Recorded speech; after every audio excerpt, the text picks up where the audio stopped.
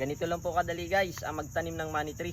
Doon po sa mga nagtanong kung paano daw po mag-propagate ng money tree, sundan nyo lang po yung ginagawa ko. Hiwa ng pataas sa stem ng money tree. Lagay ng kalang doon sa pinaghiwaan natin, pwedeng stick ang gamitin. Lagay ng lupa sa ice plastic. Kailangan po basa yung lupa bago natin ipantapal yung plastic sa stem na ating hiniwa. Makalipas po ang 36 na araw, may nasilip po akong maliliit. So ayan po, malinaw na nagkaroon siya ng ugat. Ito guys, ugat na po ito at saka itong mga ito.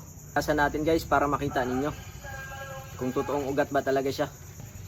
So ayan po, nagkaroon nga po talaga siya ng ugat, malinaw na malinaw. Sa pagtanim ganito lang din po. Ayan, napakadali lang po i-propagate nitong money tree. Tapos lagyan natin ng pumice sa ibabaw ng lupa para pag magdidilig tayo hindi siya ma-wash out, hindi kakalat yung lupa kasi meron siyang maliliit na bato sa ibabaw. Ayan, so ito na po yung finish natin sa pagtanim ng money tree. Ganito lang po kadali guys ang magtanim ng money tree. Okay.